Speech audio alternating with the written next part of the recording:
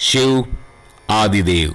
शिव के दो रूप है, एक सकल अर्थात साकार जिसमें शिव पार्वती गणेश कार्तिक सपरिवार होते हैं। दूसरा रूप निष्कल या निराकार अर्थात शिवलिंग और जलधारी। अग्नि पुराण में पृष्ठ 224 पर स्पष्ट लिखा है, असुर मुनियों देवताओं तथा तत्ववेत्ताओं द्वारा स्थापित शिवलिंग जीर्ण पुराना या भग्न अर्थात खंडित हो गया हो तो भी उसे विधान पूर्वक भी हटाए नहीं, उसी का पूजन करें। ऐसे ही वर्णन स्कंद पुराण, शिव पुराण आदि पुराणों में वर्णित है। जो निष्कल है वह कभी खंडित नहीं होता, जो निराकार है वह खंडित नहीं होता। यदि हमारे माता पिता या हमारे स्वयं के हाथ पैर अंग टूट जाएं तो क्या हम उन्हें विसर्जित कर देंगे?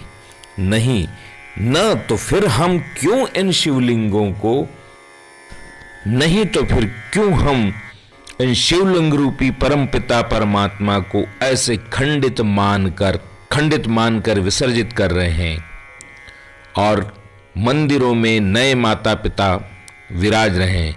शिवलिंग और हनुमान जी कभी खंडित नहीं होते, ऐसा शास्त्र कहते हैं। इन्हें अपने स्थान से हटाना महाविनाश का कारण बनता है।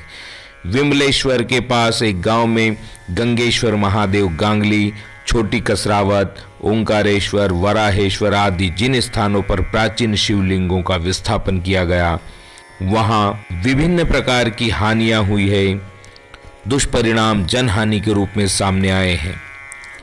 डूब क्षेत्र या खंडित होने पर उसको जीर्णोद्धार कर उसी स्थान पर व्यवस्थित कर दें अथवा विग्रह अन्य स्थापित करें। किसी भी स्थिति में उसे हटाएं नहीं। यदि कहीं भी शिवलिंग या प्राचीन मूर्तियां इस अवस्था में हो तो हमें इन नंबरों पर अवश्य सूचित करें। मैं स्पष्ट कहता हूं, इन शिवलिंगों के पूजन से कोई अप्रिय स्थिति या हानि नहीं होगी, अपितु जीर्णोद्धार से उनको स्थापित करने वाले देवता ऋषियों मुनियों का आशीर्वाद ही प्राप्त होगा। नर्मदा परिक्रमा मार्ग में अमरकंटक पहाड़ के 100 योजन क्षेत्र में 60 करोड़ 60 हजार तीर्थ हैं, जो हजारों वर्षों की कठोर तपस्या के बाद ऋषि मुनियों देवताओं ने विधान पूर्वक स्थापित किए हैं और हम उन्हें खंडित मानकर विस्थापित कर रहे हैं। इसके बजाय हम उन्हें पीतल या तांबे या आवरण चढ़ाकर उन्हें व्यवस्थित कर सकते हैं। सनातन धर्म का जितनी हानि विधर्मियों ने नहीं की है, उससे कहीं अधिक हानि हमारी उपेक्षाओं से हुई है। अब समय है हम इन्हें वापस अपना लें। इन शिवलिंगों में शिव रूपी परमात्मा को अपने हृदय में विराजित करें।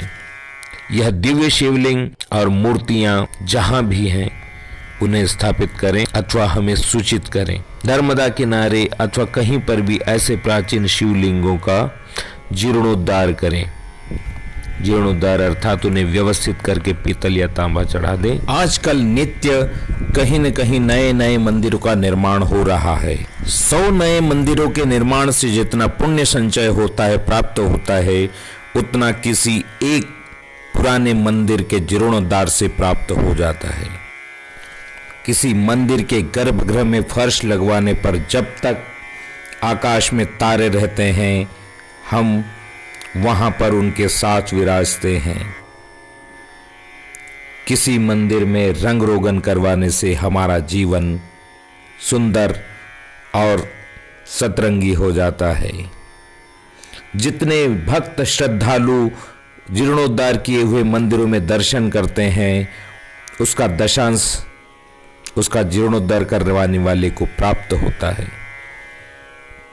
और जिन ऋषि मुनियों तपस्वियों देवताओं द्वारा वह स्थापित किया गया है, उसका अपार आशीर्वाद जीर्णोद्धार करवाने वाले, पूजन व्यवस्था करवाने वाले को प्राप्त होता है। आप सभी से निवेदन है, नर्मदा किनारे बसने वाले इन अति प्राचीन लाखों वर्ष प्राचीन मंदिरों के जीर्णोद्धार के लिए आगे आएं और अपना सहयोग प्रदान करें। आप सभी से निवेदन है कि हमारे पूर्वजों की इन अमूल्य धरोहरों को किसी ब्रिटिश संग्रहालय या कहीं अन्य संग्रहालयों में जाने से पूर्व इन्हें अपने पद पर, अपने स्थान पर पुनः प्रतिस्थापित कर दें। यह हमारे लिए महान पुण्य संचय का कार्य होगा। अपने आसपास के मंदिरों में मानवोद्धार के लिए अवश्य जाएं। महालक्ष्मी उसी स्वरूप में अपने पुराने वैभव लौटाने के लिए अवश्य आरोग्य ऐश्वर्य निश्चित ही प्रदान करेगी। आओ जीर्णोद्धार अभियान से जुड़ें।